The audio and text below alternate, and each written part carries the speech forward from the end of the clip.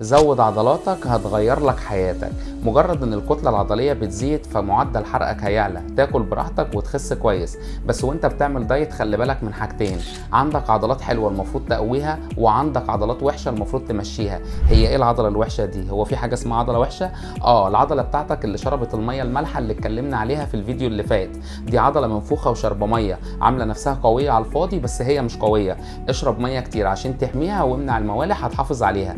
وانت بتخس تزود الكتله العضليه بتاعتك. هتزودها ازاي؟ بانك هتتمرن كل يوم.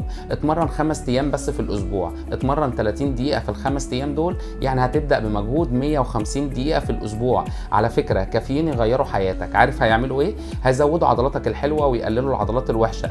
هتحسن معدل الحرق، هتظبط النفسيه وتنزل الميه المالحه، هتنزل الكوليسترول والدهون الثلاثيه، هتحسن الدوره الدمويه، وهتحسن وظائف القلب والرئه والقولون والمعده والامعاء والكلى. هتلاقي حياتك جميله مجرد ان عضلاتك تزيد. اتمرن اي تمرين، ممكن ايروبكس وممكن زومبا، ممكن تنطيط وممكن نط حبل، ممكن تزود الكتله العضليه بتاعتك. بس مش اي حد يروح الجيم. اللي وزنه عدى ال100 ما يروحش الجيم، عشان لو راح الجيم هتبدا العضلات بتاعته للاسف وهي بتتقوى كان هو محمل على وزنه، فيبدا كل كيلو يضغط 7 على الركبه فيدخل في خشونه.